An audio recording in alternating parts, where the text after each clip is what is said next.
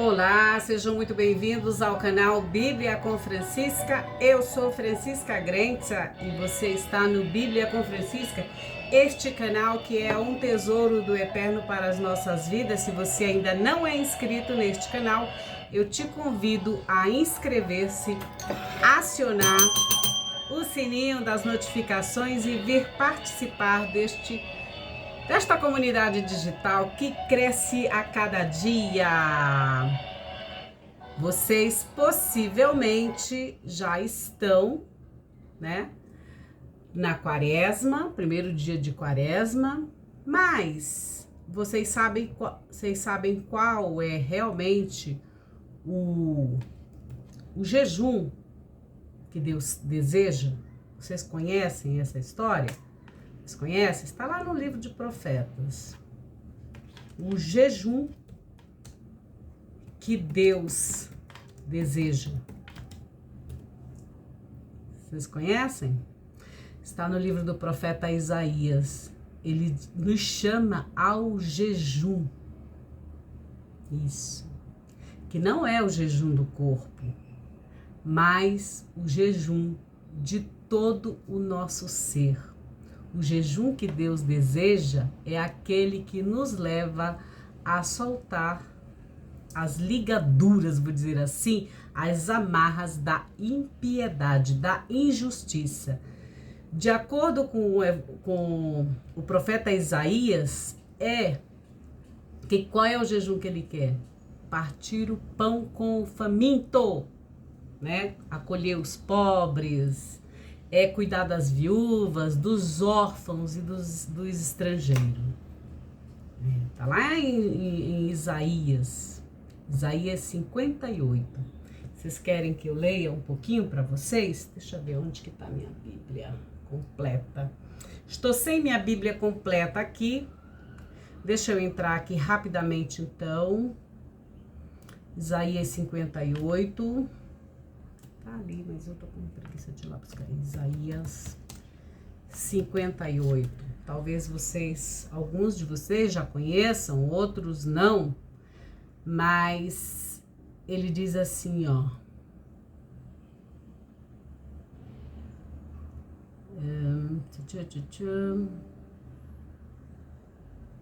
Isaías 58, 11.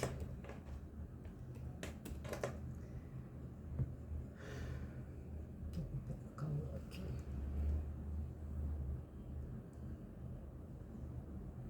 Só um minuto. Isaías 58. Aqui, ó. Ele diz assim: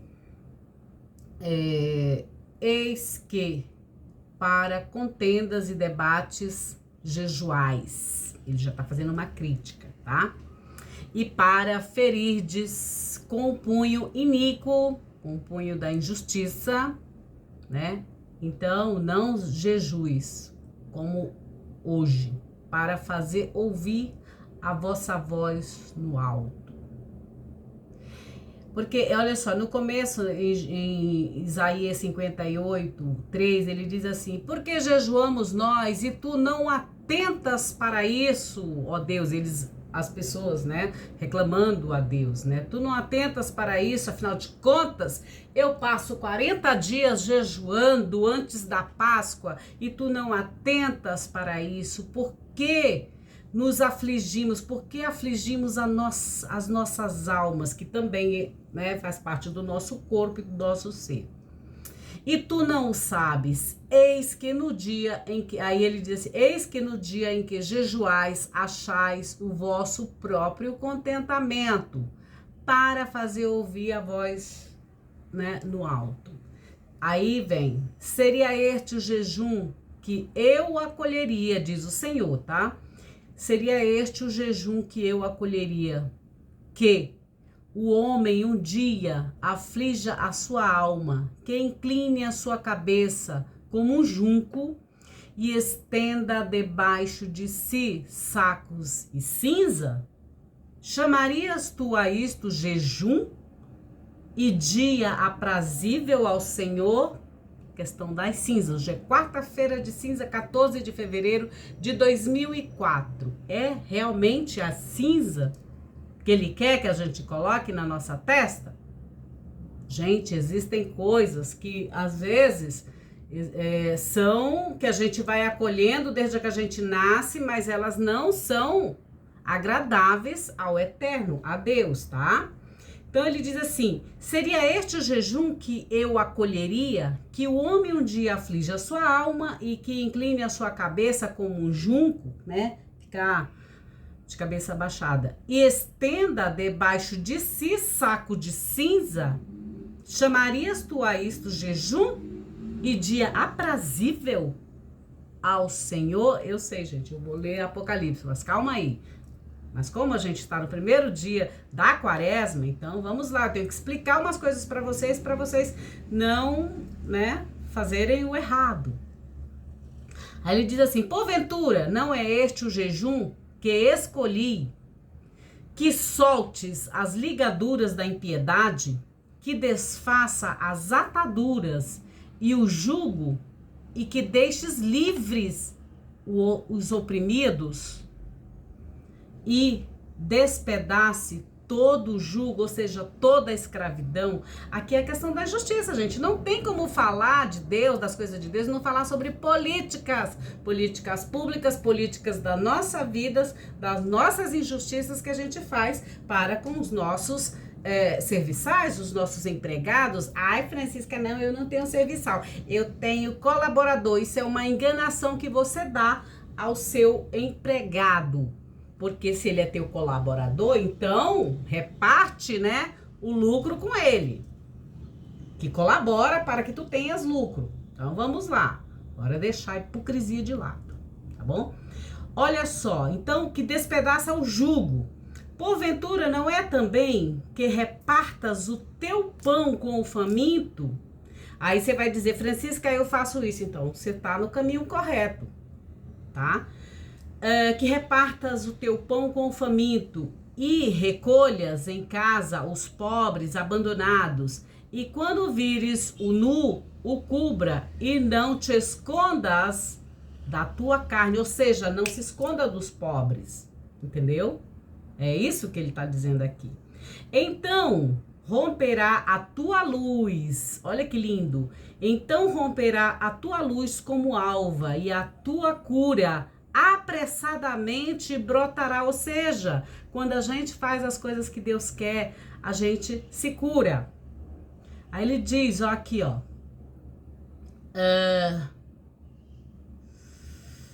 então, e a tua cura apressadamente brotará, e a tua justiça irá diante de ti, e a glória do Senhor será a tua retaguarda. Ou seja, gente, não é pra gente ficar sem comer 40 dias. Não é isso que Deus quer. Deus quer. E aí, ele é a nossa retaguarda. Sabe quando? Quando a gente promove a justiça para com o necessitado, para com os pobres. O pobre é o escolhido preferencial de Deus. Nós, os ricos, vou chamar assim, somos chamados a dar de comer aos pobres.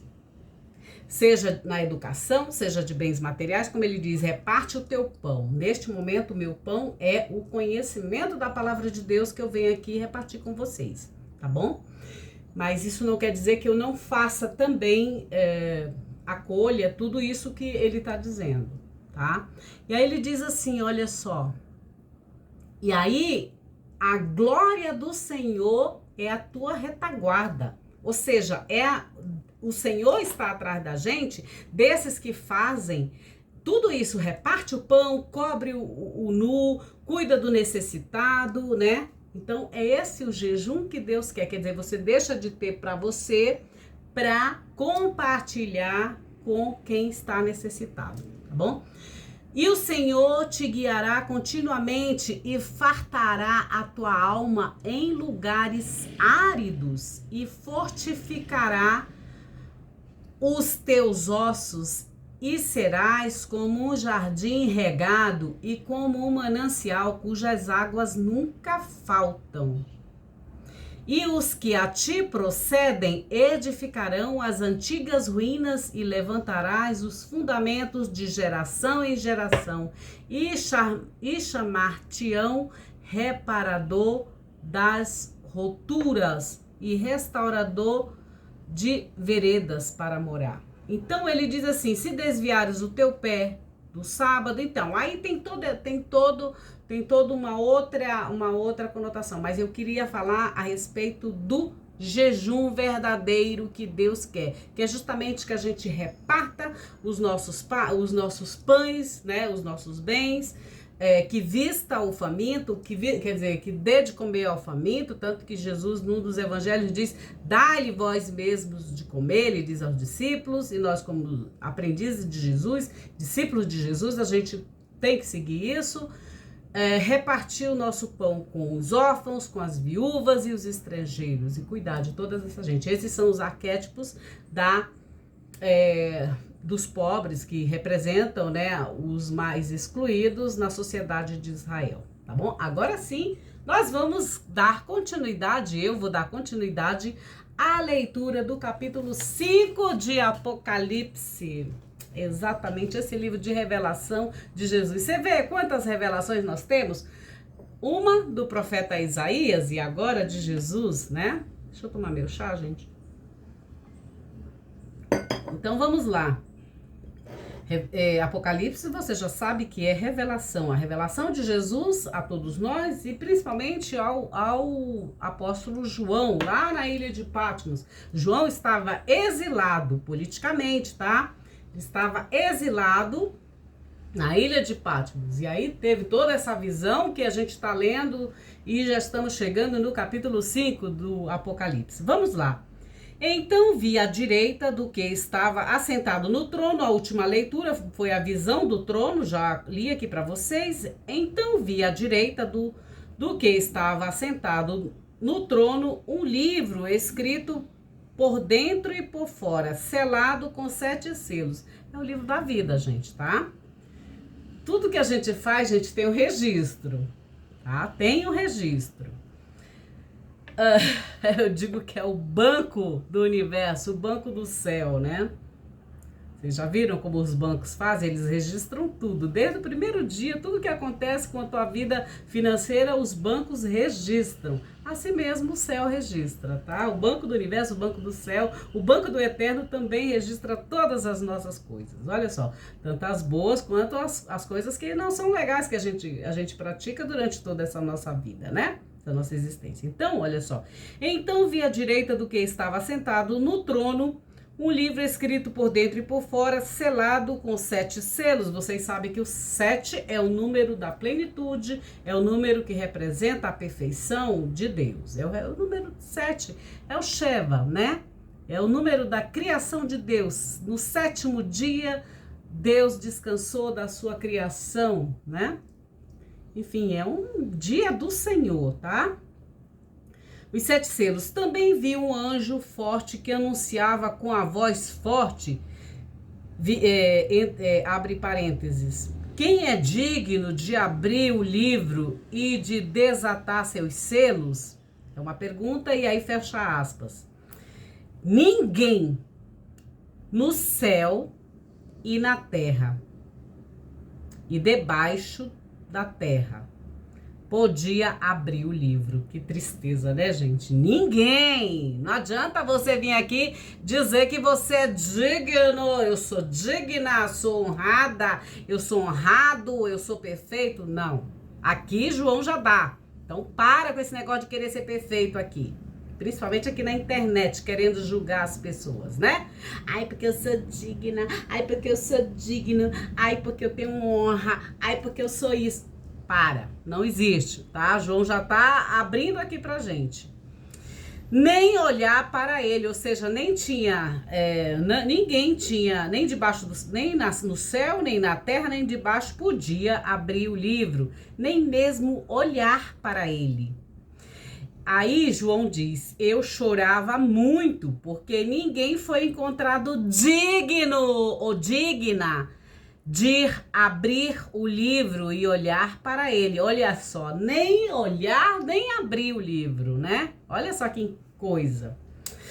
Mas um dos anciões me disse, um dos velhos, um dos idosos falou, né? Um dos anciões falou, me disse, abre aspas, não chores, pois eis que venceu o leão da tribo de Judá. Quem é o leão da tribo de Judá? É Jesus, né? Ele é o leão. Por que o leão? Porque ele é o governante, ele é o rei, ele é quem vai nos julgar. E um rei, de acordo com as escrituras de Jesus, ele também exercia o papel de juiz, tá? Então, olha só, o leão da tribo de Judá, que vem do quê? Da Shepa de Davi, ou seja, ele vem da raiz de Davi. Davi representa o reinado messiânico, Messias. Você gosta, com certeza, de Salomão, né? Salomão, o homem mais rico, o rei poderoso, aquela coisa toda. Mas saiba que ele é o maior feiticeiro da história, tá? Salomão, só a riqueza de Salomão era levado para ele 660, era 666, só a riqueza de Salomão. Já tô te adiantando, porque quando a gente chegar lá no número 666, você já vai ficar esperto que é de um governante, tá? Todo governante que é prostituto, que é corrupto, que maltrata o povo, pode ter certeza que escraviza o povo, pode ter certeza que ele é um anti-messias, ele é um anticristo, tá?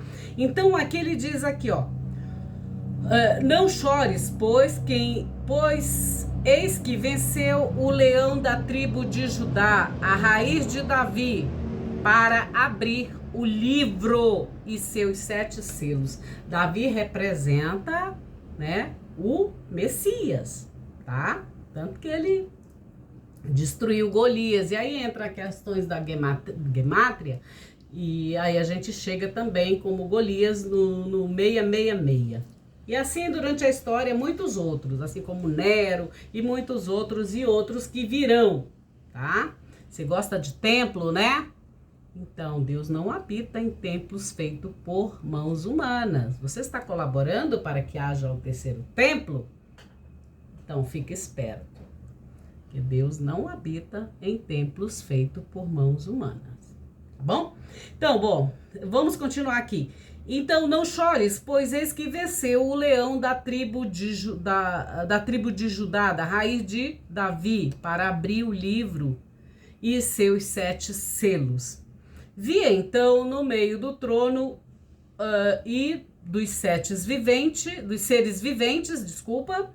e no meio dos anciãos, um cordeiro de pé, como que imolado, tendo 7 chifres, ou seja, e 7 olhos, os quais são os 7 Espíritos de Deus, ou seja, as manifestações de Deus, que eu já falei para vocês o que significa os 7 Espíritos de Deus, que é a sabedoria, a fortaleza e o conhecimento, enfim, tá? Eu já falei, assistam o vídeo sobre os 7 Espíritos de Deus, que você vai saber do que se trata aqui. Os quais são os 7 Espíritos de Deus, que foram enviados por toda a terra. Veio e tomou o livro da mão direita do que estava assentado no trono. E quando tomou o livro, os quatro seres viventes e os 24 anciões prostraram-se diante do Cordeiro, tendo cada um deles cítaras e taças douradas, cheias de incenso, que são as orações dos santos. Então cantaram um canto novo, dizendo, abre aspas, digno és de tomar o livro e abrir seus selos, porque foste imolado. De quem eles estão falando? Da morte de Cristo na cruz, como um cordeiro. Enquanto o povo estava lá imolando, os sacerdotes estavam no templo imolando o cordeiro para a Páscoa. Jesus estava sendo sacrificado como um cordeiro também, pelo Império Romano, pelo povo, pelos sumos sacerdotes, Anás e Caifás, né? E mais o Império Romano, que é Pilatos, Pilatos representando o Império Romano, mais o povo, tá? Não pense que o povo era coisa boa, não. A voz do povo é a voz de Deus, nunca foi e nunca será, tá bom? Olha só, digno és tu de tomar o livro, abrir seus selos, porque foste imolado e compraste para Deus, pelo teu sangue, gente de todas as tribos, línguas, povos e nações. Ou seja, foi pago, o tetelestai de Jesus foi por sangue. Ele comprou, olha só, gente de todas as tribos, línguas, povos e nações. E transformar-te em quê? Em reino de sacerdote. Eu estou aqui como sacerdotisa. Possivelmente você também está na sua casa como sacerdotisa, como sacerdote. Todas as vezes que você está transmitindo essas histórias, essas narrativas de Deus para as tuas gerações, para os teus filhos, quando tu acende um candelabro, quando tu acende uma vela, quando tu acende as tuas orações para com Deus, quando tu dá os teus dízimos para ajudar os irmãos a terem uma vida mais digna, quando tu ajudas os pobres, tu és também esse sacerdote. Então, como ele diz assim, transformaste um reino e sacerdotes para o nosso Deus, para Deus. Nós somos sacerdotes de Deus. Cristo veio e nos fez sacerdotes e sacerdotisas para Deus. E eles reinarão sobre a terra, sacerdotes e reis, tá, gente? Então, pra gente reinar sobre a terra. Vi e também ouvi a voz de muitos anjos em volta do trono e dos seres viventes e dos anciões. O número deles era de miríades e miríades e milhares de milhares, que diziam em voz forte: digno é o Cordeiro imolado de receber o poder, a riqueza, a sabedoria, a força, a honra, a glória e o louvor. E o louvor, fecha aspas. Ouvi então toda a criatura no céu, na terra, debaixo da terra, no mar e tudo que neles há, dizendo ao que está assentado no trono e ao Cordeiro: o louvor, a honra, a glória e o poder pelos séculos dos séculos, fecha aspas. E os 4 seres viventes diziam: Emuná, amém, né? Amém, verdadeiramente, isso é verdade, amém. E os anciãos se prostraram e adoraram. Agora eu vou falar um pouco mais a respeito desse capítulo 5, o que significa.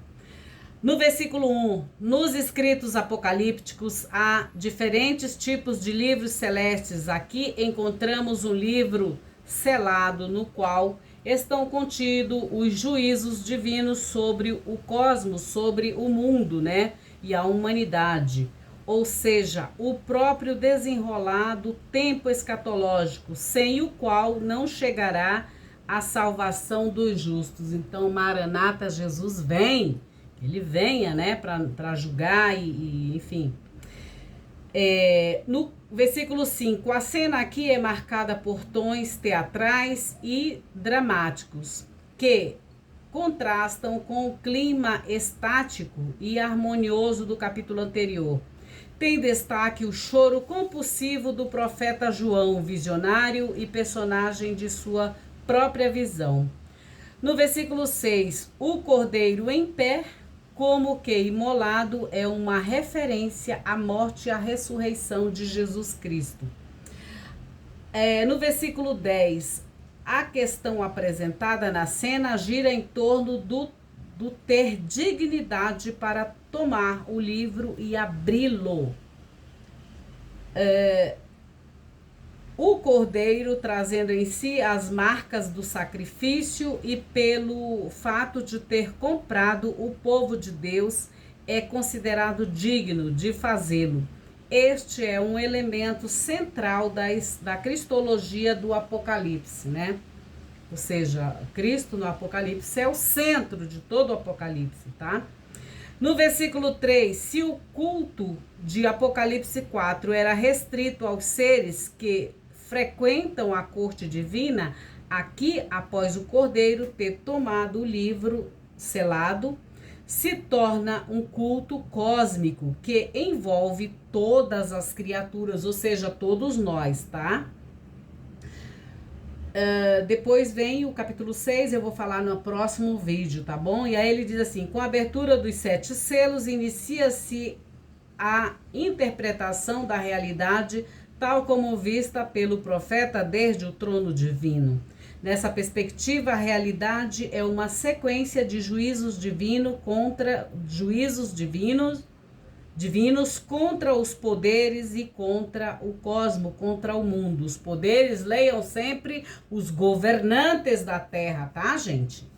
Que governam o mundo, que governam as pessoas, né?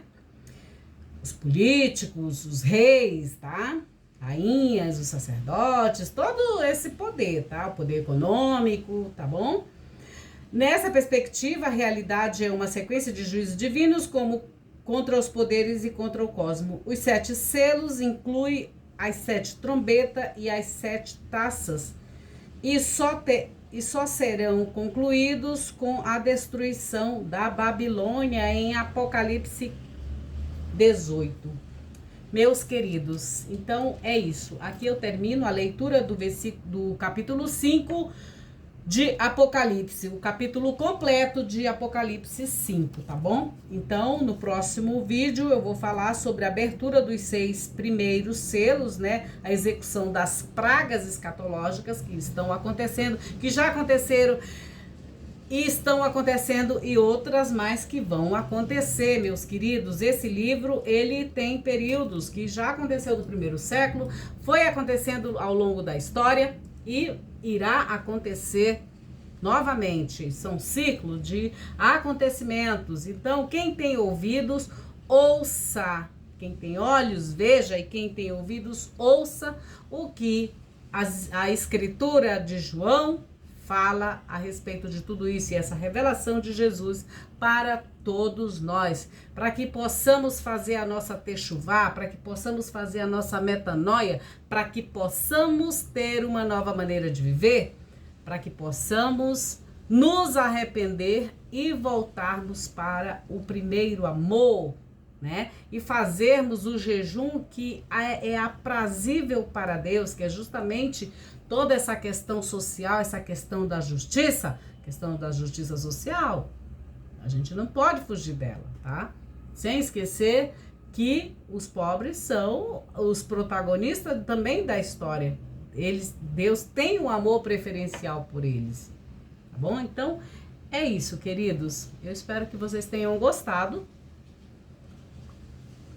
Estejam gostando desse estudo sobre o Apocalipse. Vocês percebem que tem muitas esperanças também, tem muitos avisos, mas também tem muitas esperanças para todos nós. E que vocês tenham uma quaresma maravilhosa, mas de acordo com os desejos verdadeiros do Eterno. Que é justamente você... claro que um jejum é sempre bom para... melhorar a nossa saúde e tudo mais, mas só faça jejum se o seu médico indicar, se você é idoso, se você é idosa, somente se o seu médico indicar, tá? Não vai fazer jejum aí porque os padres pedem, os pastores pedem, essas coisas todas. De repente você pode se prejudicar. Francisca, você está contra os pastores, contra os padres? Gente, eu não sou contra ninguém. Tá? Eu só estou transmitindo aqui para vocês algo que está aqui na Bíblia. Só isso, nesses textos bíblicos, tá bom? E que a gente vê por aí muitas ideias que a gente acolhe sem saber o porquê que a gente está fazendo. Primeiro pergunte, por quê? Será que é assim mesmo? Então você está vendo que lá em Isaías ele fala que não é para fazer o jejum que agrada a Deus. O profeta fala que é justamente a gente compartilhar o nosso pão com o necessitado, as nossas roupas, né? Com o necessitado. Aliás, eu não aconselho essa questão de dar roupas usada para um necessitado. Pega o dinheiro, dá para ele comprar, ou então você compra uma nova. Por que dar aquilo que está usado? Você gostaria de receber algo usado? Eu tenho certeza que não. Então, o correto mesmo seria dar o que é novo. Ah, porque é pobre? Ah, qualquer coisinha para ele serve. Ah, uma meia rasgada ele vai usar. Para, gente. Nem o mendigo não precisa usar a roupa que sabe. É isso. Tá bom? Então, fiquem com Deus, em Deus, para Deus. Fiquem na bênção de Deus. E celebre aquilo que realmente importa nesta quaresma. Vamos celebrar a vida, vamos ajudar o próximo. E é isso. Eu não preciso ficar falando essas coisas para vocês. Tá na escritura. Se você já faz, perfeito. Se você ainda não faz, começa a fazer. Porque, como diz aqui em Isaías 58, a nossa cura de alma vem rápido. Tá bom? Então, beijo para todos vocês. Inscreva-se no canal Bíblia com Francisca. Aciona o sininho das notificações e vem participar dessa comunidade digital que cresce a cada dia. Este canal, este programa, este podcast que é um tesouro de axé, é um tesouro do eterno para as nossas vidas. Para a minha vida e com certeza para a sua vida também. Beijo, boa quaresma para todos nós. Tchau, tchau, gente!